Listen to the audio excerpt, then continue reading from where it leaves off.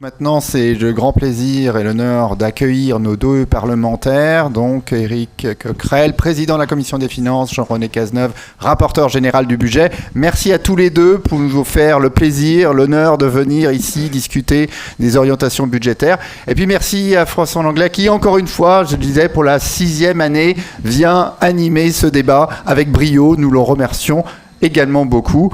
Messieurs, la scène est à vous.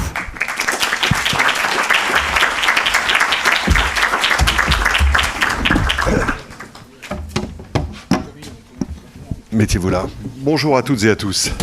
François Langlais, donc TF1 RTL. Antoine a présenté mon ordre de mission. Et on a en gros 3 bons quarts d'heure pour un débat sur la scène, puis après, bien sûr, vos questions sont les bienvenues. J'aurais bien envie qu'on commence par vous entendre chacun de vous deux, quelques minutes, 5 minutes, des vraies minutes de l'horloge atomique de Genève, sur Jean-René Cazeneuve. Au fond, ce qui vous semble être le cœur du budget, que vous avez défendu et travaillé. Éric Coquerel, on attend de vous, bien sûr, une lecture critique sur la stratégie, sur les moyens peut-être, sur les ambitions en tout cas. Pour compliquer un peu l'exercice, j'aurais voulu que vous terminiez, chacun d'entre vous, par un contre-pied, c'est-à-dire que Jean-René Cazeneuve, vous nous disiez, au fond, quel est votre regret principal sur ce budget, et Éric Coquerel, que vous nous disiez que vous trouviez quelque chose de positif à saluer dans cet exercice. Donc on va les prendre à contre-pied chacun. Jean-René Cazeneuve, on commence par vous, on vous écoute. Merci beaucoup. À mon tour, merci pour cette invitation et bravo aux présentations. Toujours intéressant d'avoir un angle assez innovant par rapport aux travaux que nous faisons. Donc merci pour ces présentations très, très enrichissantes. Le budget, c'est un équilibre extrêmement délicat. Et on essaye toujours d'atteindre ce point entre à la fois des urgences en matière de dépenses, d'investissement, et je pense évidemment à l'éducation nationale, qui est le budget qui augmente le plus l'année prochaine, 3,9 milliards, parce qu'on sait tous que les profs sont mal payés et qu'il faut faire quelque chose. C'est l'urgence climatique, on met 7 milliards de plus sur la transition écologique, on arrive à peu près à 40 milliards, parce qu'on sait tous ici que c'est une urgence et qu'il faut le faire. Et puis l'équilibre, de l'autre côté, c'est les comptes publics, c'est-à-dire une dette qui est aujourd'hui colossale, un coût de la dette, quelqu'un vient d'en parler, qui augmente. On est sur une projection de 74 milliards en 2027 à la fin de la loi de programmation, donc qui est pratiquement insoutenable. Hein. Ça pourrait devenir le budget numéro 1 de notre pays. Donc voilà, comment on trouve cet équilibre, et je pense que ce budget, le résultat de cet équilibre un peu compliqué entre des urgences dans nos politiques publiques, je vous en ai cité quelques-unes, je pourrais vous dire aussi la loi de programmation militaire maintenant, ceux qui nous critiquaient il y a 6 mois ou il y a 1 an parce que ce n'était pas nécessaire, on voit bien aujourd'hui que l'actualité, hélas, nous le rappelle. Donc voilà, comment on assume nos politiques, et il y a beaucoup de retard dans beaucoup de domaines, et comment on essaie de ne pas trop dégrader cette politique. Et si j'avais un regret, parce que je ne vais pas me botter en touche, même si je suis du pays du rugby, mais si j'avais un regret, c'est que moi j'aurais légèrement poussé le curseur pour faire plus d'économies. Et je trouve qu'on n'est pas très courageux pour faire des économies. Beaucoup de monde peut faire des dépenses supplémentaires, on y reviendra. Mais dès qu'il s'agit de faire des économies, il n'y a plus personne dans l'hémicycle. Et moi, je regrette, parce que c'est quand même une dette qu'on laisse aux générations futures, et qui, vu les taux aujourd'hui, nous coûte de plus en plus cher. Merci pour cette présentation synthétique. Éric. Bon, déjà, je pense que c'est un budget qui règle rien, en fait. Voilà, c'est le principal défaut de ce budget. C'est-à-dire qu'il ne va pas atteindre les objectifs que se fixe ce gouvernement, qui sont en gros, l'idée c'est, l'objectif principal reste l'idée d'arriver à 2,7% de déficit en 2027, donc ils estimaient à 4,4 en 2024, en tablant sur une croissance à 1,4, Je n'y crois pas du tout. Voilà, je n'y crois pas parce que toutes les croissances annoncées, tous les taux de croissance annoncés par absolument quasiment tout le monde, que les économistes, le FCE, la Banque de France, tout le monde, on va plutôt être 0,7, 0,8. Deuxièmement, parce que en réalité, pour que y ait cet objectif de réduction des déficits, il faudrait que l'activité économique et l'emploi notamment ne baissent pas, que l'inflation baisse plus ou autant qu'annoncé. Or, pour ça, il faut que le gouvernement compte sur l'un des principaux facteurs de l'inflation qui est, je le rappelle, la question du taux de marge des entreprises, notamment dans certains secteurs. Moi, j'ai regardé un peu les chiffres de l'INSEE là-dessus. Rien ne prouve que les taux de marge des entreprises vont baisser. Ils ne baissent pas pour l'instant dans l'agroalimentaire, dans l'énergie. L'activité économique, on voit bien qu'on est loin de la question du plein emploi, puisque au contraire, les chiffres du chômage ont remonté ce dernier trimestre. Ils sont annoncés à 7,9 à la fin du prochain trimestre. Donc je n'y crois pas. C'est-à-dire, je ne crois pas que ce gouvernement va atteindre ses objectifs et qui sont ceux que se donne la politique de l'offre et de la compétitivité. Et d'un autre côté, il ne répond pas non plus aux besoins des Français. Voilà. Ça, c'est évidemment la critique. La première critique, c'est plutôt dire vous n'y arriverez pas, vous n'arriverez pas à vos objectifs. La deuxième, elle est de fond. Je pense qu'on est, pour aller vite, sur une situation où le quoi qu'il en coûte, en termes de réponse à des urgences, n'est pas derrière nous. C'est-à-dire que je ne crois pas que nous ouvrions une période où on aurait eu l'épidémie de Covid et puis maintenant, globalement, la question de l'intervention de l'État à l'échelle qu'on a connue serait forcément derrière nous. Je pense qu'il y a des urgences qui vont venir très rapidement. Alors, on voit bien, il va falloir voir quel est l'effet, par exemple, de la guerre au Moyen-Orient. Bon, on voit que l'urgence, évidemment, climatique est toujours importante. Et ce gouvernement ne met pas l'argent qui répond aux besoins. Je donne juste 2 exemples pour ne pas être trop long. Jean-René parle des 7 milliards investis sur la transition écologique. C'est à peu près 4 fois moins que ce qu'il faudrait. En plus, les 7 milliards, en réalité, c'est plutôt 5 milliards si on tient compte du fait qu'il y avait déjà des budgets dans le plan de relance qui étaient déjà prévus. Mais Pisani-Ferry estime que c'est 34 milliards qu'il faudrait de dépenses publiques, certes pas seulement de l'État, mais quand même ça donne un ordre de grandeur. Et on voit que là, les 7 milliards, on est beaucoup plus bas que ce qui serait nécessaire. Et c'est pas, à mon avis, les collectivités qui vont faire la différence. Bon. Et puis la deuxième chose, je cite un deuxième exemple, et je dirais après ce que je trouve positif, c'est la question du logement. Voilà. Moi, je dis depuis les dialogues de Bercy que le logement en France est une bombe sociale absolument terrible. Pour une bonne raison, c'est qu'on sait que depuis des années, le prix du logement est trop cher pour les locataires. Le logement social, on n'aura jamais aussi peu construit depuis 2005 de logements sociaux en 2023, moins de 85 000. Et ce qui tenait à peu près la route, ce qui faisait à peu près qu'il y ait une soupape, c'était le fait que des classes moyennes, classes intermédiaires pouvaient s'acheter des logements vu les taux d'intérêt très bas. Bon, à partir du moment où ils remontent, et ben ça coince. Et là, tout le système est en train de se coincer. Et je trouve que le budget 2024, franchement, ne répond pas à ce qu'il faudrait faire. Et d'ailleurs, la preuve, c'est que la Première ministre, aussitôt que le budget est bouclé, explique qu'elle va proposer que 500 millions d'euros soient mis via la Caisse des dépôts pour des rachats par le public de logements privés. Donc ça montre bien qu'il y a urgence et c'était au budget de le faire. Alors le côté positif, je suis bien embêté. Oui. J'allais dire le côté. Si, le suspense monte. Non, mais il y a un point positif, c'est que non pas dans le budget, mais dans l'Assemblée, il y a une majorité à l'Assemblée nationale qui est disponible pour dire qu'il faut moins de dépenses fiscales et qu'il faut ramener des recettes sur la taxation du capital, en tout cas des plus riches, des détenteurs de capitaux. Je dis ça parce que dans la commission finances, on est le rapporteur et il en sera témoin, nous avons fait passer des amendements majoritaires, y compris qu'une partie de la majorité, notamment le MoDem, sur la taxation des superdividendes, sur la taxation des rachats d'actions, sur les rentes inframarginales, sur le fait de ne pas indexer les 2 tranches supérieures d'impôt sur le revenu comme c'est prévenu. Et le cumul de ces amendements aurait pu rapporter 15 milliards à l'État.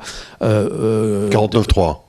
Oui, alors il y a eu le 49.3, mais oui, on n'a même pas eu l'occasion, mais aurait pu rapporter 15 milliards à l'État. La bonne nouvelle, c'est ça, c'est qu'il y a une majorité à l'Assemblée nationale qui est disponible pour ça. Ça, je trouve que c'est une bonne nouvelle.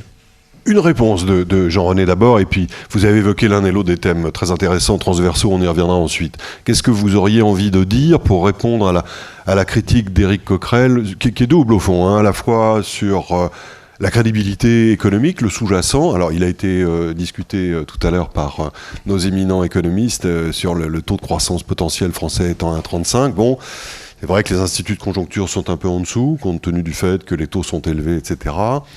Cela dit, leur track record n'est pas non plus éblouissant, et au fond, ils ne détiennent pas la vérité. Mais l'autre critique qui est plus importante, qui est celle de l'ambition fondamentale de ce budget.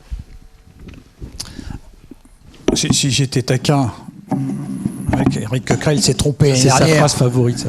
Il s'est trompé l'année dernière, parce que devant vous, il a dit qu'il ne croyait pas aux prévisions pour 2023, et se sont exactement réalisées. Et les mêmes instituts qui nous disent qu'on est un peu optimiste pour l'année prochaine, nous disaient aussi qu'on était optimiste pour 2023, elles se sont trompées. Moi, je crois il faut rester extrêmement modeste sur cette question. Et ceux qui nous disent exactement ce qui va se passer l'année prochaine, exactement ce qui va se passer dans 5 ans, je leur parie une bouteille d'Armagnac de leur année de naissance, qu'ils se trompent. Bon, donc on est dans un contexte international qui est d'une instabilité terrible. On a une guerre en Ukraine qui se prolonge, on a un conflit au Proche-Orient, enfin vous connaissez tout ça par cœur, où il y a une inflation, des taux d'intérêt qui sont extrêmement élevés, on a une instabilité internationale. Donc franchement, restons extrêmement prudents sur ce qui va se passer dans les prochaines années. Les prévisions qui sont faites pour l'année prochaine sont plutôt volontaristes. On va le dire comme ça, mais on a montré qu'on était capable de le tenir. Cette année, on avait déjà beaucoup de choses qui n'étaient pas prévues. Les problèmes des aléas climatiques avec l'impact pour les agriculteurs, les conséquences de la guerre en Ukraine qui n'étaient pas évidemment complètement connues. Eh bien, on a réussi à tenir notre budget en annulant des crédits en fin de période. Sur l'ambition, bien. Si j'étais taquin, je dirais que Éric Coquerel est de mauvaise foi. Bon, sur la partie transition écologique, bon, on sait tous qu'on a un mur d'investissement devant nous. Augmenter de 7 milliards, c'est un effort colossal. Bien sûr qu'il faut faire plus. Bien sûr qu'on veut tous faire plus. C'est un investissement colossal. C'est un effort colossal. Le 30 milliards dont parle Pisani-Ferry en particulier, on sait que c'est un effort dans le temps, donc il ne parle pas de 2024, il parle de 2030, donc première mauvaise foi. Et deuxième mauvaise foi, ce n'est pas que l'investissement de l'État, c'est effectivement les investissements publics. Les collectivités territoriales, c'est 2/3 d'investissement aujourd'hui. Pourquoi ça ne serait pas 2/3 des investissements verts demain? Donc moi je le souhaite, il faut qu'elles aient les moyens de le faire, il n'y a pas de raison qu'elles le fassent pas. Donc je ne sais pas si ça manque d'ambition, mais je vais dire une fois de plus, il y a la réalité, nous sommes aux responsabilités, notre engagement c'est de faire en sorte que le déficit se réduise, et l'année prochaine on réduit le déficit, on passe de 4,9 à 4,4, ce qui est un effort extrêmement important, mais il faut le faire, nous n'avons pas d'autre choix. Sur le logement, je reprends le point d'Éric Coquerel. C'est vrai qu'on est dans une situation inédite. Le nombre de logements à la location chute si ma mémoire est bonne, de l'ordre de 37 ou 38% par rapport à l'année dernière. Effondrement du nombre de transactions, c'est la plus forte chute depuis 10 ans. Contraction de la production de logement social, on est là aussi au record depuis une trentaine d'années en termes de nombre de logements construits. Enfin, tous les indicateurs se cumulent pour dire alerte rouge. Et c'est vrai que, alors le budget, il y a quelques dispositions ça et là, mais on a plus largement le sentiment que pour le gouvernement, c'est pas un sujet. Emmanuel Macron s'exprime régulièrement là-dessus en disant en gros il y a une bulle, il faut qu'elle claque et on verra bien après. Quelle est votre position? J'allais le dire. Est-ce que c'est aux contribuables de soutenir la spéculation immobilière? On est sur des coûts, des prix au mètre carré, tout le monde ici le sait, le subit, qui sont colossaux, qui sont insupportables. Donc plus vous injectez pour permettre aux gens d'acheter aujourd'hui, plus vous alimentez cette bulle spéculative. Mais comment on se loge dans la période intermédiaire? Je pense que le marché doit se réajuster. Si le marché ne se réajuste pas à la baisse, on n'y arrivera pas.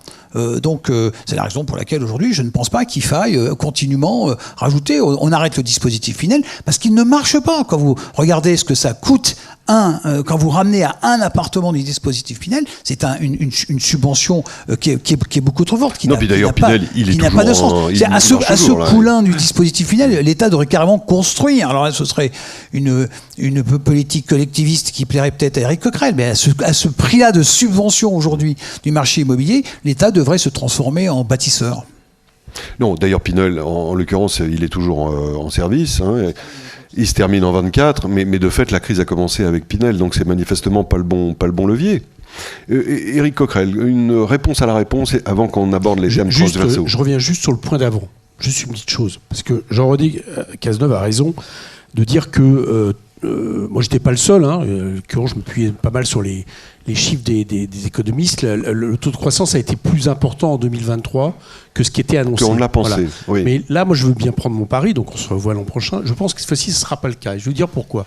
C'est que une des raisons, à mon avis, pour lesquelles ça a été le cas, c'est qu'en France, bon an, mal an, quand vous avez une chute de l'activité économique, ce qu'on critique, ce que les libéraux critiquent en permanence sur les prestations, le matelas social, ça sert d'amortisseur. Bien sûr, ça a été un amortisseur. Ce qui n'a pas été le cas en Allemagne, moins justement. Bon. Et or, là, cette fois-ci, le gouvernement... Alors, vous me direz, c'est plus facile à dire qu'à faire. Donc les 16 milliards de baisse de dépenses publiques qu'il a annoncé pour 2024, c'est des baisses essentiellement conjoncturelles, mais qui peuvent quand même avoir leur importance, parce que c'est la fin du bouclier énergétique, et c'est un certain nombre de revenus. Mais il annonce 12 milliards pour l'an prochain. C'est pas la fin, c'est sa diminution. Sur les 16, il y en a 14 qui sont de la suppression d'aides qui avaient été décidées en 2022. Il annonce 12 milliards pérennes. Bon.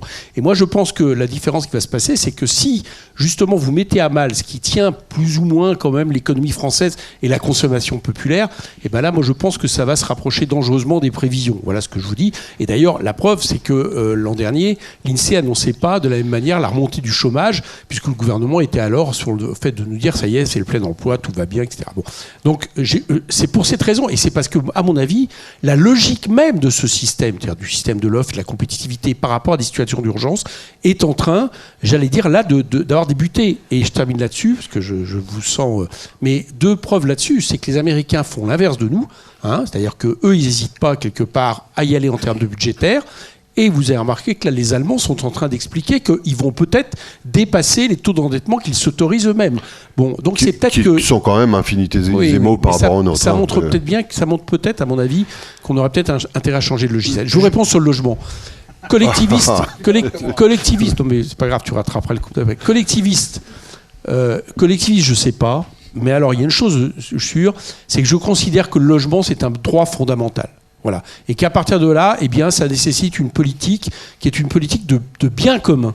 Et oui, je pense que l'État doit être un investisseur et un bâtisseur. Pourquoi ? Parce que Jean-René Cazeneuve a raison de dire que le problème, c'est que les prix du logement sont trop élevés. Donc il faut que les prix baissent.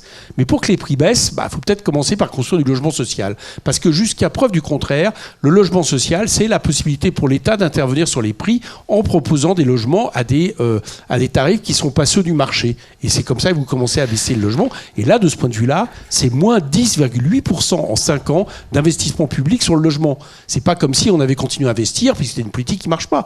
On a moins investi sur le logement en termes publics. Avant de passer la parole à Jean-René Cazeneuve qui va vous répondre, il disait tout à l'heure, finalement, on navigue entre deux contraintes. Il faut qu'on investisse sur la transition écologique et sur tout un tas de choses. Mais de l'autre, il y a le mur de la dette, malgré tout. Je ne sais plus qui évoquait, c'était quelqu'un, vous, monsieur, qui parliez de Standard & Poor's vendredi, qui va se prononcer sur les finances de la France. Bon, c'est un symbole, mais enfin, en réalité, de fait, quand on compare la situation française à celle des pays de la zone euro, nous sommes aujourd'hui 24e plus mauvais sur 27. Derrière nous, il y a la Roumanie, la Slovaquie, et l'Italie, je crois. Donc la situation n'est pas bonne. Est-ce qu'on peut continuer, Éric, à tenir le discours qui est le vôtre, c'est-à-dire à dire restons dans le quoi qu'il en coûte ? déjà, ce que fera Standard & Poor's ou pas n'aura aucune incidence. Pas plus que les taux de dégradation depuis quelques années, on s'inquiétait toujours. Moi, je me rappelle il y a quelques années. C'était en 2012 quand on a perdu le triple A. Je vous dis, à mon avis, je prends vous pas, mais pareil, qu'ils le maintiennent ou pas, ça n'aura guère d'importance sur, j'allais dire, à peu près ce que les marchés d'ailleurs estiment vis-à-vis du taux. De la manière dont la France peut rembourser la dette, c'est-à-dire de manière excellente, parce que les États, c'est à peu près ce qu'il y a quand même de plus stable dans la période, ne serait-ce que par rapport au patrimoine sur lequel ils s'assiedent. On a quand même connu 2012-2013. Oui. Hein. Je vous dis. Les grands États comme l'Italie, comme l'Irlande, comme le Portugal ont vu les taux exploser et ils étaient pendus. Que Standard & Poor's, pour l'instant, les taux, ils sont quand même négatifs encore par rapport à l'inflation. Encore, pour l'instant. Et que Standard & Poor's dégrade ou pas, je vous le dis, ça n'aura pas d'incidence. Si, ça aura une incidence. C'est que manifestement, Bruno Le Maire l'a quasiment annoncé, si Standard & Poor's dégrade, ça sera une manière de dire il va falloir moins de dépenses publiques, il va falloir faire des économies. Je pense que ça va servir sur tout ça. Mais je vous réponds sur la dette. Alors d'abord, on va passer en gros, si je ne me trompe pas, de 1,8, 1,9 à 2,1%. Si c'est 74 milliards de charge de la dette en 2027. Bon. 2,1% du PIB, du PIB consacré au remboursement de la dette. Ce que je veux dire par là, c'est qu'on ne va pas doubler la charge de la dette.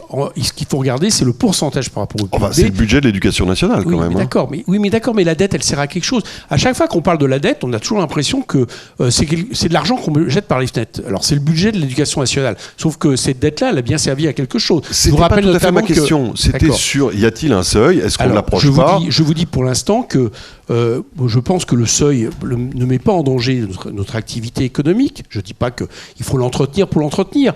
Mais si à un moment donné, pour faire des investissements nécessaires, cette dette doit dépasser de 0,1, 0,2% ce qui est annoncé, à mon avis, ça n'a rien de dramatique. Et puis moi, je vais vous donner des recettes. La Première ministre, il paraît que je suis un des seuls à avoir répondu d'ailleurs, nous a tous demandé quelles étaient les baisses de dépenses publiques à faire. Je lui ai donné tout un certain catalogue. Je propose de suivre, par exemple, les recommandations du comité sur les impôts qui propose de s'attaquer au crédit impôt recherche pour les plus grosses entreprises. Ils ont donné un certain nombre de recettes, ça fait 1 milliard d'euros. Je vous propose de supprimer pas mal de niches polluantes, à commencer par le kérosène et autres, ça fait quelques milliards. Je vous ai proposé tout à l'heure un certain nombre de possibilités de taxer les revenus du capital non investis, celles qui se rétribuent en dividendes. On a facilement 15 milliards. On peut aller chercher de l'argent comme ça. Les dépenses, c'est aussi des dépenses fiscales. Donc si c'est véritable alerte, on peut le faire. Mais je vous réponds, et de toute façon je l'ai assumé aussi dans un livre qui s'appelle Lâchez-nous la dette, je ne pense pas aujourd'hui que la question de la dette doit être l'alpha oméga de l'activité économique. D'abord parce que pour l'instant les taux sont négatifs par rapport à l'inflation et que la France est quand même un pays sur lequel les investisseurs pour l'instant font la queue pour pouvoir nous prêter de l'argent. Et puis si on voulait vraiment, ça c'est un autre débat, moi je pense qu'il faudrait faire pendant le Covid. Peut-être qu'il faudrait continuer à réfléchir, à faire en sorte de sortir la dette des marchés, à revenir à des méthodes différentes. On l'a fait avec la dette Covid, qui a été directement la propriété des banques centrales. Peut-être qu'après tout, c'est peut-être le moment de revenir à quelque chose aussi de plus vertueux à ce niveau-là. Jean-René Cazeneuve, sur ce point de la dette. Alors, peut-être pas très honnête de la position d'Éric sur la partie impact de la notation, parce qu'elle est probablement anticipée. C'est pas un noir et blanc, pas du jour au lendemain. Donc les marchés anticipent de toute façon une dégradation ou pas, mais en tous les cas, ils ont un certain nombre de... Donc ça aura un effet, mais c'est pas le jour et la nuit du jour au lendemain, si vous me permettez cette expression. Non, Éric Coquerel confond la dette et les intérêts de la dette. Mais le problème, c'est que les intérêts de la dette, aujourd'hui, augmentent de manière très significative. Et c'est donc... Il ne faut pas avoir fait Saint-Cyr. Si vous payez 74 milliards, eh bien 74 milliards que vous ne mettez pas sur vos politiques publiques. C'est aussi simple que ça. Donc, bien évidemment, il faut s'attaquer à ce sujet. Sur l'idée qui consiste assez séduisante, prime abord, à dire il suffit d'augmenter les impôts. Bon, là, ça a quand même quelques décennies que cette recette est utilisée, a été utilisée Y compris par vous, hein, on est au record absolu de l'histoire de la France en tant que paix. Non, cette année on va baisser, je vous rassure. Je parle pas de tout à fait. 50 milliards des impôts. On n'est pas très loin du record. On est au record, 45,4. Oui, mais on va baisser. On va baisser baisse cette année. Non, Oui. 2023, on sera à 44. 2023. C'est 2022, pardonnez-moi, effectivement, le record. On sera une baisse. Regarde, la recette de j'augmente les impôts, elle a été utilisée 250 fois. Elle a conduit à une désindustrialisation de notre pays, au chômage absolument endémique. Donc, si vous voulez, on la connaît, cette recette. Donc, ce qu'on veut, nous, c'est pas devenir un paradis fiscal, c'est juste s'arrêter d'augmenter les impôts et voir l'effet que ça peut avoir. Et moi, la faiblesse de croire que, là aussi, restons modestes par rapport à ça, mais que cette stabilisation de la pression fiscale, avec plutôt une tendance à la baisse sur un certain nombre d'impôts, ça permet de réindustrialiser le pays, de faire que les entreprises viennent s'installer ici, de créer de l'emploi, de permettre aux entreprises d'investir et qu'on est en train de rentrer dans un cercle qui est beaucoup plus vertueux que celui qu'on a connu. On est, vous l'avez dit, mais sautez dessus tout de suite, à juste titre, on est à un niveau de prélèvement obligatoire qui est record. Moi, je ne dis pas qu'on ne peut pas augmenter probablement un peu ici ou là quelques taxations, mais si on augmente trop la pression sur le capital, il va juste partir. Voilà, ici, tout le monde... Moi, je suis un petit garçon par rapport aux gens qui sont ici. Je n'ai pas votre compétence, mais c'est assez simple à entendre. Nous ne sommes pas une île. Et donc, dès que... Alors, moi, je privilégie... Non, c'est vrai. Je termine là-dessus, excusez-moi, sur le fait qu'il faut privilégier les approches soit européennes, soit mondiales. Il y a quand même une très bonne nouvelle dans ce PLF. Au moins une, et Eric dira pas le contraire, c'est que il y a un impôt minimum OCDE, 15% maintenant, ouais. au niveau mondial. On va me dire que c'est pas assez, mais c'est la simple idée. Si vous avez dit il y a 5 ans, il va y avoir une imposition minimale dans tous les pays du monde, vous m'auriez dit c'est fabuleux. Et c'est vrai que ça fait monter le taux d'imposition de l'Irlande. Et sur l'imposition sur le capital, il faut avoir une approche européenne si on veut les augmenter. Je me fais l'avocat temporaire d'Éric Coquerel. Moi, je peux le faire. La baisse la suppression de l'ISF, les effets proprement économiques. Alors là, je parle sous le contrôle des éminents esprits qui sont là. C'est pas flagrant quand même. Alors on a effectivement un nombre de départs qui est moins important, un nombre de retours qui est plus important. On parle de dizaines de contribuables, hein, donc probablement des gens très significatifs, mais on n'est pas dans un c'est flux pas l'avocat à l'envers. vous faites l'avocat de France Stratégie parce que c'est pas les chiffres d'Éric Coquerel. Ce que vous citez, c'est l'étude de France Stratégie. Non, mais non, mais c'est important à dire. Quoi. De ce point de vue, on était à 2 contre 1. c'est temporaire. France Stratégie travaillant pour Matignon, c'est pas moi. Mais ce que je veux dire, c'est que finalement cette baisse d'impôt là. Est-ce que vous n'êtes pas déçu par ce qu'elle a produit de ce qu'elle a coûté? D'abord, ça ne réglerait pas notre problème. Aujourd'hui, on a 174 milliards de déficit. L'ISF rapportait 6, maintenant il rapporte 3. Il y a la flat tax qui est dans le même paquet. On l'a remplacé par l'impôt sur la fortune immobilière, donc qui rapporte que 3, donc on aurait gagné 3, ça ne change pas. Moi je crois que ce qui a changé la donne... Moi je veux bien qu'on m'explique pourquoi, après une hausse continue du chômage, aujourd'hui on est plutôt, même si évidemment on est sur un plateau aujourd'hui pour des raisons qui nous échappent, qui sont liées au contexte international, et de ralentissement mondial, de récession dans une dizaine de pays européens cette année. Donc comment on a réussi depuis 2017 à recréer de l'emploi de manière significative, à faire baisser les taux de chômage, à faire en sorte que notre pays soit devenu un des pays les plus attractifs. C'est parce qu'on a fait une sorte de pause fiscale, on va l'appeler comme ça, qui regroupe effectivement la flat tax, l'impôt sur les sociétés, donc c'est ce package global qui a fait qu'on a retrouvé, je pense, une certaine attractivité européenne. Donc on peut en enlever, on peut essayer. Hein, vous avez dit tout à l'heure, la tentation de l'impôt supplémentaire, il nous a hanté pendant une dizaine d'années, on s'arrête, et là, tac, dès que vous avez la parole, vous le ramenez et vous en rajoutez un petit. Au passage, on dit, ça va pas se voir, mais si, ça va se voir.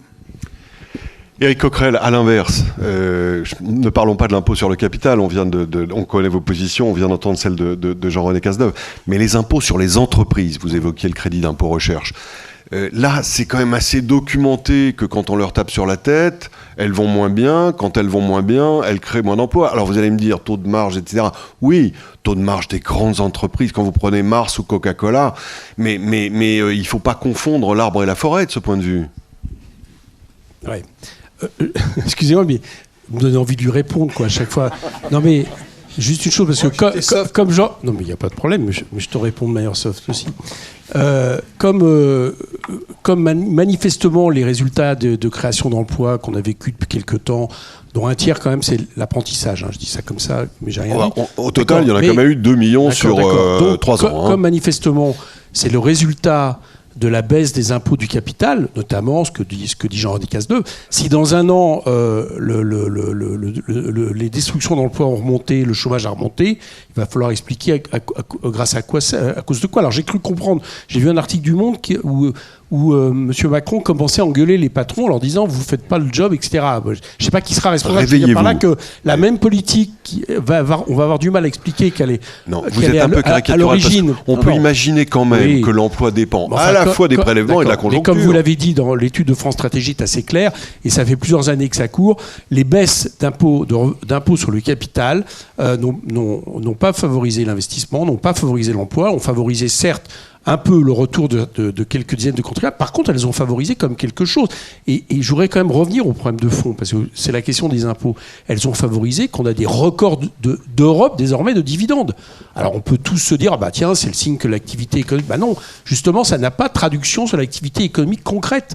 Ça veut dire que la part des bénéfices qui va directement dans la poche des actionnaires qui n'investit pas, qui n'emploie pas, elle a explosé. On pourrait peut-être se dire que c'est peut-être ça le résultat principal des cadeaux qui ont été faits. Or, le problème, c'est pour ça que je voudrais prendre un tout petit peu de hauteur. Parce que Jean-René Cazeneuve dit, bon, est-ce qu'on veut rebaisser les impôts ? D'abord, c'est pas tous les impôts. Il faut arrêter de lier comme ça le sort de tout le monde en France aux plus riches personnes que l'on vise. Alors, par exemple, l'étude d'IPP qui a été faite avec Bercy est quand même remarquable, parce qu'on s'aperçoit que c'est pas juste un problème de justice fiscale.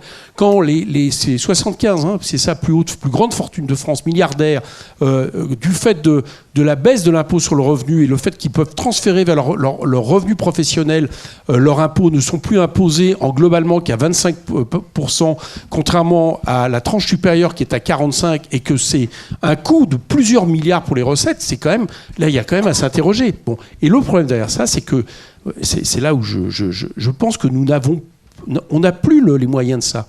Voilà. On est dans des sociétés qui n'avons plus les moyens de gaspiller autant d'argent pour surenchérir quelques personnes. Ne serait-ce que pour la transition écologique. Les milliards dont on parle, moi je pense que 7 milliards, c'est pas suffisant. Alors si, comme je le pense, il faut que l'État mette beaucoup plus, mettons 20 milliards par exemple. Bon. Ce différentiel, et qu'on se dit en même temps, il ne faut pas augmenter la dette. Bah, il va falloir le chercher quelque part. Et ben moi, je pense qu'on n'a plus les moyens des cadeaux qui ont été faits au capital dans l'espoir que ça rejaillisse sur toute l'économie. Voilà la question de fond que je pose. S'il y a une autre manière de me dire comment on va chercher les recettes, moi je veux bien. Mais ce que je vous ai dit tout à l'heure, c'est que le gouvernement... On vous a bien compris sur le capital. Sur oui, les d'accord, entreprises... mais c'est pas seulement le capital, c'est aussi à quoi ça sert. C'est que c'est de l'argent qui nous manque, collectivement. Sur les entreprises, c'est pas tout à fait la même chose que le capital. Enfin, ça se touche en partie, mais vous parliez du crédit d'impôt recherche. Là, on frappe pas le capital, enfin pas directement. On prend le risque. Le crédit impôt recherche, là, ça touche toute la question. Alors, autre chose qui devrait être mis à place, à toute la question des aides aux entreprises. Voilà, parce qu'on parle de plus gros budget avec la charge de la dette. Aujourd'hui, le plus gros budget de l'État, c'est entre les 170 à 200 milliards d'euros qui sert d'aide aux entreprises. Oui, mais alors, attendez, vous mettez là-dedans, c'est des choux et des carottes, y compris les baisses de charges, etc. Je vais en parler. En cotisation. Charge chez les libéraux qui parlent de charges, moi, ils parlent de cotisation. Bon, on est dans la terminologie. Oui, mais c'est les 160... Oui, d'accord, on peut peut-être mettre ce qu'on voudra, mais à la fin, ça manque de l'argent. Parce que je vous ferai remarquer une chose, c'est que quand vous me dites, là-dedans, je mets les cotisations, mais comme vous le savez, les cotisations sont compensées par de la TVA. C'est-à-dire qu'il y a de la TVA qui est transférée maintenant sur les comptes sociaux, ce qui veut dire que aujourd'hui, alors que la TVA était l'impôt qui rapportait le plus, par exemple, au niveau de l'État, aujourd'hui, l'État n'est même plus le plus principal bénéficiaire de la TVA, parce qu'on sert de la TVA pour les collectivités locales, pour la dividende télé, etc. Donc, tout de suite, mais je reviens sur les aides. Qui a été maintenue depuis 30 ans. Je pense qu'il faut remettre, et je pense qu'il faut remettre à plat la question de la politique des aides aux entreprises, savoir à quoi elles servent, quelles sont par exemple, si ça crée de l'emploi, si ça crée des investissements, supprimer celles qui ne servent pas, sauf à aller renchérir des dividendes. Et le crédit impôt recherche est un bon exemple. Le crédit impôt recherche, c'est pas moi qui le dis, c'est en l'occurrence là, ce sont ceux qui travaillent sur la question des prélèvements obligatoires, qui expliquent que au moins à minima, les aides par CIR aux plus grandes entreprises, et on l'a vu avec Jean-René, on a fait une étude sur la fiscalité. Bon, on n'a pas réussi à faire des amendements communs, mais enfin, le retour qu'on avait était à peu près constant. C'est que vous avez des très grosses boîtes en France, notamment Sanofi. Demain, il y a une manifestation, d'ailleurs, je vous invite à y aller, des salariés de Sanofi qui ferment une usine de Doliprane à Gentilly. Sanofi qui arrive à toucher à peu près des dizaines de millions de crédits impôts à la recherche et qui ferme des laboratoires de recherche en France. Ce problème-là, en l'occurrence, ça commence tellement à être visible qu'on pourrait peut-être se dire il faut le mettre à plat pour voir. Par exemple, ne serait-ce que pour vérifier que le crédit impôt recherche sert à la recherche et sert pas pour des bénéfices. Vous voyez ce que je veux dire? Bon, et ça, c'est un travail à faire. Merci d'aider de m'aider à faire taire Éric Coquerel. Ce vaste chapitre de la politique pro-entreprise, on dit les aides aux entreprises. Bon, sous ce vocable, comme on l'a vu, on met pas mal de choses différentes. Oui, alors... Vous allez être taquin. Je vais être taquin. J'étais taquin, mais là je vais l'être. Je ne dis même pas si je l'étais, mais en fait, le rêve un peu de la France insoumise, c'est le taux d'imposition naturelle, c'est 100%. Et dès que vous êtes en dessous de 100% d'imposition, c'est un cadeau. Le début du cadeau, c'est à partir de 100%. Bon, ce qu'on essaye de faire, si vous voulez, ce qu'on essaye, c'est d'être dans la moyenne européenne. C'est pas se transformer la France en paradis fiscal, c'est être dans la moyenne européenne. Mettez-vous à la place d'une entreprise qui aujourd'hui veut investir sur des éoliennes, veut investir sur des batteries, veut investir sur un certain nombre d'usines pharmaceutiques. Il y a eu l'exemple en France il y a quelques jours. Elle regarde évidemment les impôts de production. Les impôts de production, c'est les impôts que vous payez même si vous ne gagnez pas d'argent. Ceux-là, ils font quand même particulièrement... On sait qu'ils sont pratiquement 3 fois plus importants aujourd'hui qu'en Allemagne. Donc évidemment que c'est important. Sauf à mettre la tête dans le sable, faire baisser nos impôts de production, c'est extrêmement important là aussi, et c'est cohérent avec tout ce qu'on essaye de faire sur cette politique de l'offre.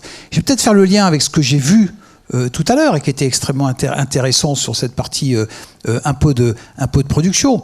C'est vrai que, attention à la corrélation, mais si on baisse les impôts de production, on va d'un point de vue carbone, avantager les entreprises polluantes, les entreprises de métallurgie en particulier, qui, on l'a vu... Bon, alors est-ce qu'il faut pour autant les augmenter? Non, parce que, pour 2 raisons. La première, c'est que, à la limite, si on baisse les impôts de production, donc si on augmente la rentabilité des entreprises qui polluent le plus, on leur donne des marges de manœuvre pour assurer leur transition écologique. Ça, c'est sûr. C'est donc probablement mieux ciblé sur ce type d'entreprise que pas. Et puis ensuite, attention aussi au raisonnement, parce que, ça a été dit dans une des questions, en tous les cas, de Creux, on essaye de réindustrialiser notre pays. Réindustrialiser notre pays, ça veut dire augmenter nos émissions de gaz à effet de serre. C'est sûr, on va augmenter notre production de CO2 si on réussit à réindustrialiser notre pays, et c'est ce qu'on souhaite. Au niveau mondial, c'est un jeu à somme nulle, si vous voulez. Donc les entreprises qui vont polluer ici pollueront plus en Inde ou je ne sais où, ou en Roumanie. Donc il est important, avec cet écueil-là, mais attention à la corrélation, il est important de réindustrialiser notre pays. C'est de toute façon une tendance mondiale. Avant de prendre les questions, Jean-René Cazeneuve encore, on a compris que pour Éric Coquerel, le levier, face au mur d'investissement qui est devant nous, ça je pense que vous êtes d'accord là-dessus, vous l'avez caractérisé d'ailleurs l'un et l'autre, la transition écologique, l'éducation, etc. Et on pourrait lister les dépenses bien sûr longtemps. Quel est le levier principal? On a compris que pour la France insoumise, c'était l'augmentation d'impôts ou la diminution des dépenses fiscales. Pour vous, quel est le levier qui permet de dégager des marges de manœuvre supplémentaires? Et on prend les questions dans un instant. C'est la croissance. C'est évidemment le pari qu'on fait sur la croissance qui nous donne des marges de manœuvre économiques. Et ça, c'est un peu la météo. Enfin, je veux dire, c'est comme si je me disais... non, si on avait... comme c'était la météo, prévu, j'entends. Si on avait, comme c'était prévu dans la loi de programmation précédente, 3,5% de croissance l'année prochaine, on ne se poserait pas de questions. On n'aurait pas eu de problème pour boucler notre budget. On se demandait ce qu'ils avaient fumé quand même quand ils ont fait ça. Non, parce que vous n'avez pas l'Ukraine. On serait aujourd'hui à 3%, 3,5%. Oui. Mais c'est sûr. C'est sûr, enfin c'est sûr, c'est probable. Bon, donc donc effectivement c'est pareil. Maintenant, je suis pas bloqué, c'est-à-dire que dans la dépense publique, moi je viens du monde de l'entreprise. Bon, quand on fait ses budgets dans le monde de l'entreprise, chaque année, mais c'est peut-être aussi vrai dans les foyers, on regarde, tiens, qu'est-ce qu'on pourrait faire différemment pour dépenser un peu moins ou pour dépenser mieux, etc. Bon, ce réflexe, on l'a pas sur la dépense publique. Aussi incroyable que ça puisse paraître, on ne l'a pas, parce que ce sont des masses, parce qu'on pourrait y passer des heures là-dessus. Donc, moi, je pense qu'on peut regarder, y compris les dépenses de l'entreprise. Là-dessus, je suis d'accord avec Éric Coquerel. Il faut ouvrir la boîte. Le CIR, le Crédit Impôt Recherche, probablement, même si c'est une pièce maîtresse de notre attractivité en matière de recherche et développement, oui, il faut regarder, parce que c'est un vieux dispositif. L'apprentissage, aujourd'hui, l'apprentissage, c'est quelque chose qui nous coûte à peu près, je crois, 17 milliards. Enfin, c'est quand même colossal. Bon, peut-être qu'on peut faire aussi bien à 15 milliards, ou qu'on peut faire beaucoup mieux à 17 milliards. Mais je veux dire, donc, avoir cette hygiène de vie, si vous me permettez cette expression qui n'est pas très jolie, mais sur nos dépenses publiques, et de regarder de manière systématique, moi, je pense que c'est extrêmement bénéfique. Donc, il faut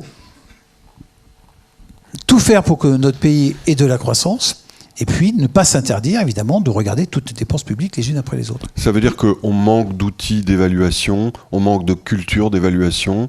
Qu'est-ce qui se passe? Pourquoi est-ce qu'on n'a pas on manque de la culture d'évaluation, c'est évident. Et puis après, on a aussi une difficulté à changer.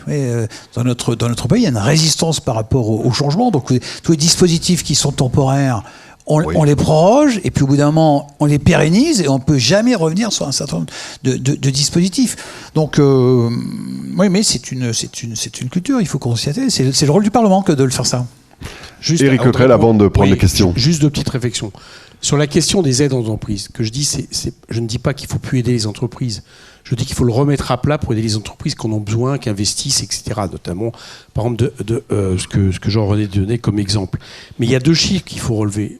Au deuxième trimestre, le ratio d'endettement brut des sociétés non financières s'élève à 78,4% du PIB en France. Elle est largement au-dessus de la moyenne en Europe. Et dans le même temps, c'était au troisième trimestre, le taux de marge des sociétés non financières était de 33,2%. Et là, c'est un record en Europe. Ce que je veux dire par là, c'est que manifestement, il y a des entreprises qui aujourd'hui souffrent, qui sont les entreprises non financières, alors que celles qui bénéficient le plus des cadeaux au capital qui ont été faits par le gouvernement, elles en profitent. Et c'est peut-être ça qu'il faut avoir comme raisonnement pour créer de l'emploi, etc. Et la deuxième chose, vous m'avez caricaturé un tout petit peu, François, mais c'est pas grave, je peux corriger. Notre paradigme, c'est pas juste de penser qu'en augmentant les impôts, tout va aller mieux. C'est parce que nous pensons que les dépenses publiques, ce sont aussi des recettes de PIB. Autrement dit, si par exemple à un moment donné l'État met le paquet sur l'investissement et la bifurcation écologique, ça va créer de l'emploi. Si vous construisez plus de logements publics, de logements sociaux, ça va créer de l'emploi, y compris dans le secteur privé. Et vous le savez comme moi, si la France n'est pas rentrée en récession après la crise des subprimes en 2009, un des seuls pays européens qui n'est pas rentré en récession, c'est pas grâce au marché privé, il était en récession. C'est parce que le marché public était en train de soutenir l'économie.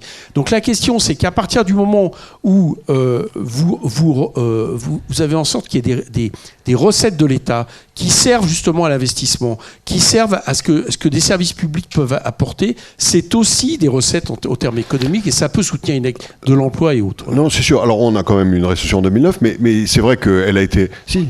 Ah bah si, le PIB a chuté. Vérifier, il y a pas. Alors là, je suis prêt à prendre les paris. Il n'y a pas eu de récession en France. Il n'y a pas eu deux trimestres de suite où le PIB. L'année 2009 a été en négatif. Si. Écoutez, vérifiez. Bon, on vérifiera dans un instant. Mais reste que c'était pas ma question au fond, c'est que ça a certainement aidé à amortir. Je vous rejoins tout à fait là-dessus. Maintenant, on s'est tapé 30 points de dette supplémentaires qu'on a encore aujourd'hui, qui contribuent à alimenter la charge d'intérêt. Ah oui, ça vous avez raison, il aurait fallu nationaliser les banques. Je pense que c'est une erreur de les avoir, ça c'est sûr. Mais vous savez, je pense. Au fond, pardonnez-moi. D'ailleurs, Sarkozy avait quasiment annoncé la nationalisation des banques. Il avait fait oui, temporairement. Ouais. Mais à partir du moment où vous avez de la dette, il y a des gens qui investissent. Les deux faces de la même monnaie, c'est une dette Et il y a de l'épargne de l'autre côté. Vous n'échapperez pas à cette nécessité-là. Enfin, je veux dire, l'argent ne tombe pas du ciel. Quand bien même la Banque centrale le crée, finalement, on le paye quelques années plus tard avec de l'inflation supplémentaire. Bien sûr, mais la question, c'est de savoir si au moment où vous avez investi avec cette dette dans l'économie, c'est pour ça tout à l'heure, si je confonds la charge de la dette bien sûr. Et la dette, non. Mais je dirais qu'au nom du charge de la dette, on n'oublie pas qu'il y a la dette. Et la dette, elle a bien servi à quelque chose. Oui. S'il y a de la charge de la dette, de toute façon, on vient de le vivre. Alors, sauf que la Banque centrale européenne a pris une décision totalement iconoclaste, en dehors de tous les traités, mais qui était, je salue, parce que c'était la seule solution. Elle a décidé que 25% de nos dettes appartenaient désormais à des banques centrales. Et c'est comme ça qu'on a passé la crise Covid. À mon avis, on aurait mieux fait aussi de carrément annuler la dette, de cette dette-là, parce qu'elle était exceptionnelle et que c'est arrivé dans l'histoire de l'humanité. Vous dites cette dette n'existe plus ? Vous savez, on l'a fait avec l'Allemagne après il y a des moments où, oui, on peut décider. Oui, ça aurait monté légèrement l'inflation. Oui. Je parle de la dette Covid, des 20-25, mais je pense que ça aurait été un poids qu'on aurait moins traîné au niveau de nos économies et dont aujourd'hui, justement, on serait plus là en train de dire, là, c'est tellement lourd la dette qu'il faut baisser les dépenses publiques. Non, après, je pense qu'on aurait pu le faire. Je ne suis pas un monétariste échevelé, surtout pas échevelé d'ailleurs, mais on pourrait vous dire, de fait, l'économie finit par se venger et ça crée de l'inflation. Donc vous finissez par reprendre ce que vous avez donné. Raison. Et c'est ce qu'on vit en ce moment. Je vous ferai remarquer qu'on n'a pas annulé la dette et qu'il y a de l'inflation et qu'elle est principalement due aux marges des entreprises. On n'est pas allé jusque-là. Vous avez un point là-dessus sur les marges des entreprises. C'est sûr. Mais donc, ce que je vous dis juste par là, c'est que le travail qui a été fait à un moment donné d'imaginer cette annulation de cette dette, encore une fois c'était 20% de la dette, qui n'aurait pas fait défaut sur les marchés puisqu'elle nous appartenait quelque part, on aurait perdu le taux d'intérêt que nous touchons sur cette dette, on aurait, c'est vrai, augmenté légèrement un peu l'inflation, mais je pense que si on avait fait à la fin le résultat positif-négatif, je pense qu'il n'aurait pas été mauvais pour nos économies. Jean-René Cazeneuve, sur cette question de la dette, et on prend la question vraiment juste après. Hein. Oui, monsieur. Annuler la dette... Ça, Jean-René, non. Déjà, vous auriez demandé à Jean-René s'il fallait que les banques centrales achètent la dette il y a quelques années, il vous aurait dit non. Pourtant, c'est ce qui a été fait. On va prendre la question de Dio. Oui, monsieur, on vient à vous dans un instant. Une question en premier rang également. On va prendre les deux consécutives. Bon, je vais démarrer, là. J'ai jamais lu un budget... J'ai jamais lu un budget, j'ai une question toute simple. Est-ce que dans le budget, il y a une composante dans laquelle on prévoit de financer des réformes de nos administrations dont on dit de plus en plus qu'elles ne fonctionnent pas très bien. On parle de la santé, de la justice, il y a des délais immenses. L'éducation nationale, il paraît, je ne vais pas dire du mal ici, ça pourrait mieux faire. Et puis même les administrations ne marchent pas très bien. J'ai juste un tout petit exemple. Je pense qu'il y a un retard du numérique en France. En Estonie, qui est un petit pays, il y a dans la santé 0 papier. Vous allez chez le médecin avec une clé, et il y a 0 papier. Et quand il faut modifier une carte d'identité ou un passeport, il compte en minutes. Nous, on compte encore en semaines. Alors, est-ce que ça doit faire partie d'un budget? Merci. Merci de votre question. Monsieur, au premier rang. Et après, on écoute la réponse de nos deux débatteurs. Les réponses. J'ai une question de méthode, d'approche. Ça me semble finalement que vous avez un point d'accord très fort sur le fait qu'on peut trouver, du côté des recettes ou des dépenses, des améliorations possibles. Donc c'est la question de l'évaluation. C'est la question de l'évaluation, et Jean-René Cazeneuve a dit que c'était le rôle du Parlement, donc comme si, d'une certaine façon, il pensait, et certainement à juste titre, que ça fait quand même depuis de nombreuses années que les gouvernements essaient de baisser les dépenses ou de trouver en tout cas des mesures d'économie et d'efficacité. Donc sur la question des méthodes, qu'est-ce que vous voyez comme façon de procéder pour justement mieux évaluer, quel est le rôle bien évidemment de l'État et de ses différents, du Parlement, mais aussi des institutions, des organisations comme l'IPP, les CEPREMAP et d'autres, et des moyens dont disposent ces institutions pour faire une évaluation en dehors des gouvernements, puisque eux-mêmes sont un peu, c'est le mur, pas le mur de l'investissement, c'est le mur de l'évaluation. Et ça fait presque 15 ans qu'on s'y brise, je dirais régulièrement. Merci. 2 questions. Jean-René, tout d'abord. Oui, merci François. Alors, de manière de répondre rapidement à votre question, il y a heureusement, dans les budgets des différents ministères, des budgets d'investissement, d'informatisation, d'isolation, etc., des budgets d'investissement. Il y a d'ailleurs spécifiquement, je ne sais pas où il est, mais un budget de transformation de l'action publique. C'est la première question. Donc ils existent. Alors, est-ce qu'ils sont suffisamment efficaces? C'est un autre sujet. Et on les voit aussi en creux. On voit le résultat dans le budget, dans la trajectoire du budget. Quand on a sur la programmation des finances publiques, vous avez une dépense qui est maintenue, contenue, parce que justement, il est prévu l'impact de la réforme des retraites, l'impact de la réforme du chômage, etc., qui se traduisent, autant de transformations qui se traduisent dans le... Autre manière, c'est que l'exemple typique qu'on prend, c'est celui de la transformation de l'IR. Vous savez, maintenant, on a quand même un site qui est plutôt bien fait, que plus personne ne conteste. Et le résultat, c'est que c'est le seul ministère qui baisse de manière un peu significative ses effectifs, c'est Bercy. C'est la suite de cette automatisation, le fait qu'on ne se balade plus avec des papiers. Est-ce que c'est généralisable? Probablement pas. Je viens d'un département très rural où l'accès à l'Internet n'est pas aussi simple que vous dites. Sur la partie évaluation, je réponds rapidement, Eric complétera. C'est un sujet de moyens, probablement. C'est aussi un sujet de moyens. Les moyens que nous avons, nous, parlementaires, à notre disposition, sont pas suffisants quand on compare à ce qui se passe aux États-Unis. Aux États-Unis, par exemple, oui, bien en sûr. particulier, quand je ne sais pas quels sont les budgets disponibles pour le président de la Commission des finances pour faire des études, pousser un certain nombre de sujets, c'était extrêmement compliqué. Donc on n'a pratiquement rien de ce point de vue-là. Alors qu'est-ce qu'on fait? On demande. Bon, on a des réponses qui sont plus ou moins rapides, plus ou moins partielles. Je ne suis pas en train de critiquer l'administration, mais on est assez dépendant. Et donc, je pense que c'est vrai. Vous demandez à qui, pardon? Vous demandez à qui?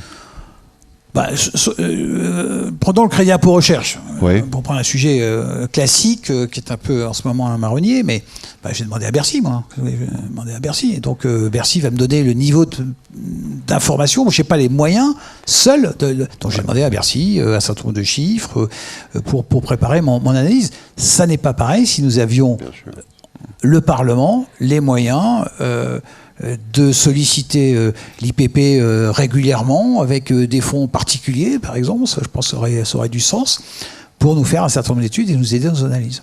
Donc je pense que là, c'est un sujet d'émancipation du Parlement, et je le dis de manière assez solennelle. Éric, sur le même sujet.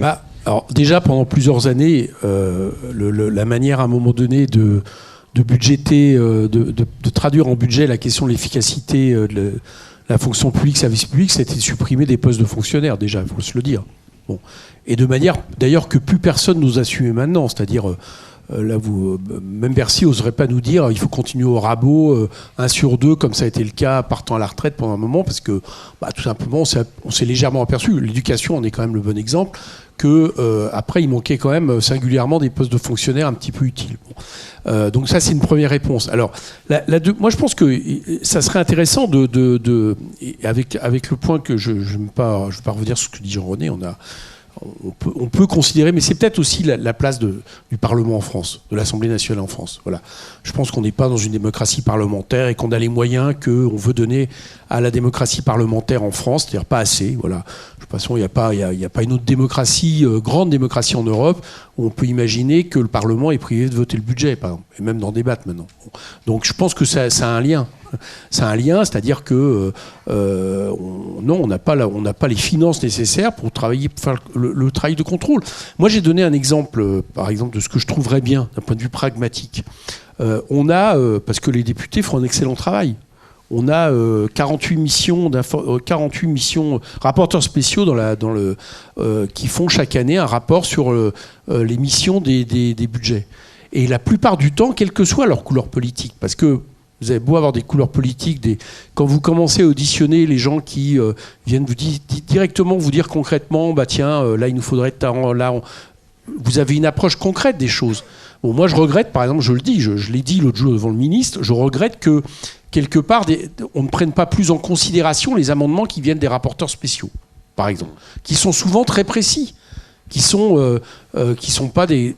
Voilà, bon. par exemple, je trouve qu'il devrait y avoir quelque chose où, je ne dis pas que le gouvernement soit obligé de les prendre, mais on considère le travail qui est fait. Alors si en plus de ça, on avait à nos services, on en a un peu, on peut demander des rapports à la Cour des comptes, je l'ai dit tout à l'heure au niveau du Conseil des prélèvements obligatoires, enfin, c'est pas suffisant, donc il faudrait plus de moyens, mais pour ça veut dire qu'on traite le Parlement différemment.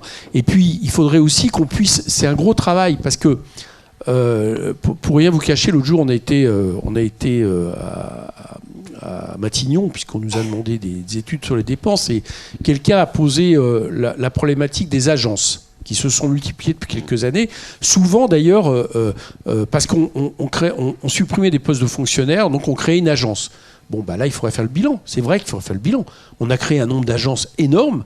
Quelle est l'utilité de ces agences ?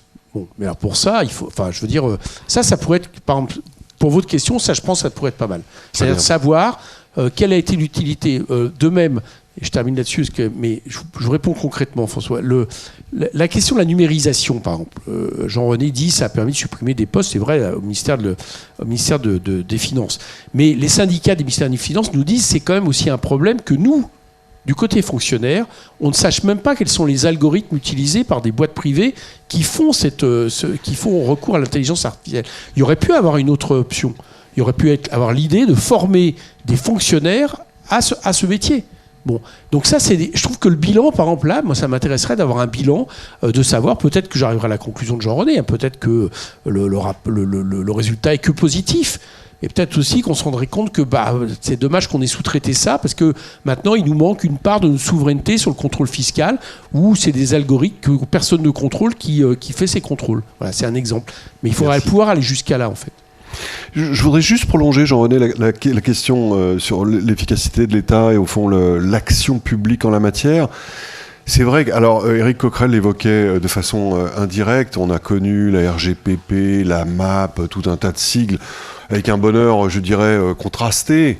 Mais on a l'impression que ce sujet n'intéresse pas le gouvernement actuel. Et disons, en gros, l'administration, depuis la présidence Macron, qu'on a renoncé à faire quoi que ce soit en la matière. Alors, encore une fois, le bilan des opérations précédentes n'est pas toujours très reluisant, mais est-ce que je me trompe ou pas ? Alors, question un peu générale, mais non, je pense qu'il y a quand même une volonté de... Il y a quand même beaucoup de choses. Je reviens sur les services publics, par exemple, dans les zones rurales, maintenant sont faits par des maisons France Service. Bon, il y en a, je crois qu'il y en a 4000 en France. Donc, c'est une vraie transformation qui s'est faite sur quelques années. Vous avez maintenant des points où les Français sont censés être à 30 minutes au maximum d'une maison France Service. Et vous avez une vingtaine d'opérateurs qui sont là. La Poste, Pôle emploi, etc., etc. Donc, il y a des transformations qui sont faites. Mais il y a aussi beaucoup d'inertie de la part... De la part des Français. C'est vrai aussi pour la médecine. Quand on parle de télémédecine, je pense quelques exemples pour illustrer le propos. Les gens tout de suite auraient l'impression que c'est une sorte d'abandon. Je ne crois pas. Je crois que les technologies peuvent nous permettre, au contraire, de progresser. Je vous prends mon exemple personnel. Je suis vraiment désolé, mais ça m'est arrivé il n'y a pas longtemps. Je me suis retrouvé aux urgences de l'hôpital d'Auch, qui est un hôpital fameux, c'est l'hôpital de ma préfecture. Un genre dimanche soir, 3h du matin, j'avais besoin de faire une radio, blablabla, je passe sur les détails. Je me suis dit, oh la vache, la journée pour 10 heures. Voilà, vous arrivez aux urgences un dimanche soir pour une radio, etc. Pas du tout. Pas du tout. Ils m'ont pris, la radio a été prise par un manipulateur, et la radio est partie je ne sais où, a été interprétée, et j'avais la réponse quelques minutes après. Donc voilà, un exemple concret de transformation de ce que peuvent nous apporter les technologies en particulier, en tout cas ce que peut nous apporter la transformation de l'action publique en matière de santé. Il faut que les pharmaciens fassent plus, des pharmacies il y en a partout, il faut etc., etc. Peut-être une question. Ouais.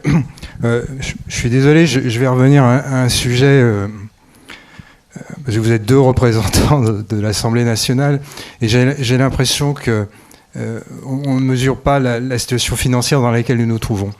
Alors, je vais faire une comparaison avec la situation italienne. le solde primaire entre la France et l'Italie. Le solde primaire en France, on est légèrement déficitaire de moins 3%. Les Italiens sont excédentaires de quasiment 2%. La charge financière pour l'Italie est de 4 points de PIB. Pour la France, elle est légèrement inférieure à 2 points de PIB. Donc ça veut dire que les Italiens, sans charge de la dette, sont en termes budgétaires excédentaires. Ils ont un ratio dette sur PIB pré-Covid, post-Covid, qui n'a pas bougé, qui est resté à 136 points de PIB. Nous, post-Covid, on a pris 16 points de PIB et on ne va pas les récupérer. Maintenant, je regarde le taux d'intérêt implicite qu'embarque la dette française. Actuellement, la dette française embarque un taux d'intérêt qui est aux alentours de 1,2, 1,3%. Je regarde la courbe des taux d'intérêt française. Les taux moyens sont en moyenne supérieurs à 3%. Donc ça veut dire que si la courbe des taux ne bougeait pas sur la duration de la dette française, c'est-à-dire la courbe des taux ne bouge pas pendant 7 ans, évidemment, ce n'est pas ce qui va arriver, mais on va prendre un taux fixe. La charge financière de la dette française va être multipliée par globalement 2,5 à 3. Donc ça veut dire que si on multiplie la charge financière de la dette française actuellement, on ne sera plus à une charge financière de 2 points de PIB, mais entre 4 et 5 à 6 points de PIB.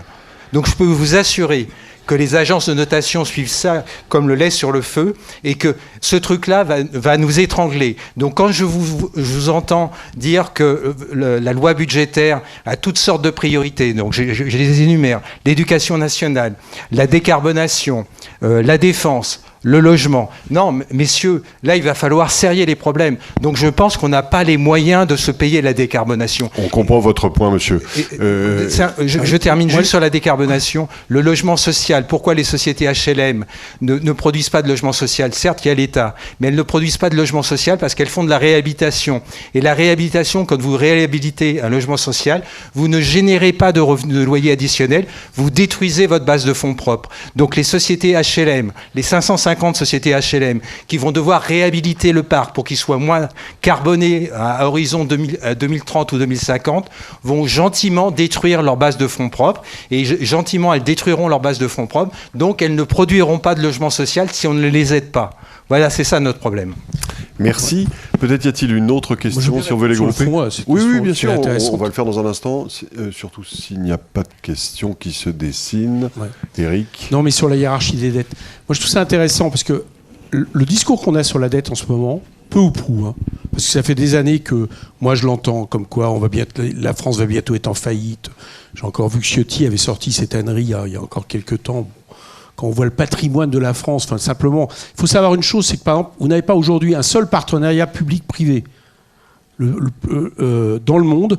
Le plus récent, que j'ai en tête, c'est le percement Lyon-Turin, où les investisseurs privés demandent une seule garantie, c'est la garantie des États. D'accord ? C'est pour eux ce qui est le plus sûr. Donc, moi, je me rappelle, avant le Covid, on avait peu ou prou la même discussion. On nous a dit la dette, c'est absolument fondamental. Et puis le Covid a eu lieu, et de l'argent magique, il a fallu en trouver. Et tout d'un coup, la question de la dette, on a explosé le taux d'endettement. J'allais dire que les uns et les autres, on n'a pas considéré que la question prioritaire était toujours la dette. On a considéré que c'était le fait de sortir le pays à la fois d'un point de vue sanitaire du Covid et d'un point de vue économique. Bon. Donc moi, je ne suis pas d'accord avec vous, monsieur. Vous dites... La dette écologique, on n'a pas les moyens de décarbonation. Je vais vous dire, il y a une dette qui ne sera pas annulable ni négociable, c'est la dette écologique. Parce que celle-là, ça va être des milliards de personnes dans l'humanité qui, si on ne fait rien, qui en pâtiront et qui en pâtiront de manière vitale. L'autre dette, je vous le dis, je vous le confirme, on est désaccord là-dessus, y compris par rapport aux chiffres que vous donnez par rapport au PIB, mais ça serait une autre discussion. Mais cette dette-là, elle peut être négociable, elle peut être reportable. J'ai même dit, de manière iconoclaste, mais je le considère qu'une partie pourrait même être annulable. Ce n'est pas pour autant que la vie sur Terre disparaîtra. La dette écologique, c'est ça qui peut être atteint. Donc je ne suis pas d'accord avec vous là-dessus. Et quand les taux chiffres que vous me donnez sur l'Italie, moi je dis attention, parce que ce moment-là, je peux vous sortir les chiffres américains où ils sont en train de se sortir avec des taux de croissance bien plus hauts et en jouant sur la question de la dette. Bien sûr, toute proportion gardée, parce que les États-Unis ont d'autres moyens que simplement la France par rapport à cette question-là. Mais n'empêche, regardons bien ce qui s'est passé. Bon. Et je pense que si on se compare avec l'Italie, il faudrait peut-être voir aussi, justement, tous les autres statistiques, à quoi sert l'endettement, en termes de taux de pauvreté, en termes de taux d'équipement, etc., etc. Donc non, je suis pas, je reste absolument persuadé que la dette devrait pas. Je dis pas qu'il faut créer de la dette pour créer de la dette, qu'on s'entende. Quand je dis qu'on peut peut-être aller chercher des recettes du côté des dépenses fiscales mais en tout cas, je pense que ça ne doit pas être l'alpha oméga de notre politique économique. Et il y a des moments dans notre histoire économique où ça n'a pas été l'alpha oméga et notre pays s'en portait pas forcément plus mal, quoi. Jean-René, sur ce point. Oui, très rapidement. Moi, Éric Coquerel n'est pas d'accord avec vous. Moi, je suis à moitié d'accord avec vous. Non, mais la cote d'alerte sur notre dette, elle est là, elle est évidente, et je crois qu'il faut absolument que chacun en soit conscient, et tout le monde n'en est pas conscient, le moins qu'on puisse dire aujourd'hui, y compris dans la classe politique, loin s'en faut. En revanche, on a aussi moi je rejoins Éric sur la partie transition écologique, on a aussi une vraie urgence, et donc je reviens sur l'équilibre qu'il faut trouver entre nos investissements, on a une dette verte, clairement. Et donc, il faut être capable de jouer sur ces deux facteurs, parce qu'autrement, si on n'en fait qu'un, on le paiera sur l'autre. Peut-être y a-t-il encore une question avant qu'on ne demande à nos intervenants de conclure. Non, il n'y en a pas. Chers amis, un mot de conclusion pour chacun. La question qu'on a envie de vous poser, bon, on vous a entendu diverger, mais aussi converger, et notamment sur cette question de l'évaluation. C'est vrai qu'il y a certainement là un fil à suivre. Au-delà de ça, justement, dans le budget rêvé, indépendamment des contraintes, la hiérarchie des dépenses, des actions publiques, est-ce que vous pourriez nous en dire un mot pour terminer cette séance? Je ne sais pas, pour une année 2025, 24 est quasiment là, on connaît ses déterminants, mais une année 2025 qui serait justement en termes de croissance relativement féconde, quelles seraient vos priorités à l'un et à l'autre? Moi j'en ai trois. Alors vous avez compris que c'est sur la base aussi d'une répartition des richesses. J'ai pas dit ce terme-là depuis tout à l'heure, mais la question elle est là, c'est-à-dire de partage des richesses plus importantes qui rapporteraient des recettes. Mais la question 1, c'est évidemment la question de bifurcation écologique, notamment en termes de politique du rail et d'isolation, etc. La 2, je crois, parce que là, ça va nous exploser, c'est la question du logement. Et la 3, je crois que c'est la question de l'éducation. Alors, je mets à part la santé, c'est notre budget, mais c'est évidemment... Voilà, je pense que c'est les 3 critères sur lesquels... les trois urgences, à mon avis, pour l'heure. Jean-René Cazeneuve, pour le mot de la fin. Oui, moi, merci pour ce débat qui nous permet, je crois, avec nos différences, quand même, de converger sur un certain nombre de points. Mon premier vœu, ma première priorité pour le budget, c'est qu'on essaye d'arriver à des débats apaisés. Je crois qu'on est face à de tels enjeux internationaux sur la dette, sur l'endettement, sur la transition écologique, que je crois que je sais que c'est un rêve pieux, mais je voudrais qu'on sorte de ces radicalités pour essayer de trouver un chemin qui préserve les intérêts de tout le monde, les intérêts de notre pays. Sur les priorités, une fois qu'on a acquis ça, je pense que la transition écologique, il faut qu'on se donne les marges de manœuvre supplémentaires pour aller encore plus vite sur ce sujet-là. Et puis, il faut qu'on maîtrise nos dépenses publiques. Je crois qu'il faut qu'on en est assez loin, pour tout vous dire aujourd'hui, parce que on sent, traditionnellement, mais c'est vrai, il y a ce conflit entre Bercy d'un côté, qui essaie de tenir les comptes, et puis tous les autres ministères qui sont préjugés dépensiers. C'est pas complètement faux, d'accord ? Bon, là aussi, il faut qu'on travaille ensemble. Si on n'arrive pas à maîtriser nos dépenses publiques et notre trajectoire de finances publiques, on n'arrivera pas à financer nos stratégies et nos politiques publiques prioritaires. C'est aussi simple que ça. Merci, un débat apaisé. En tout cas, c'est ce qu'on a eu grâce à vous. Soyez-en remerciés. Sur le 49.3, ça serait mieux.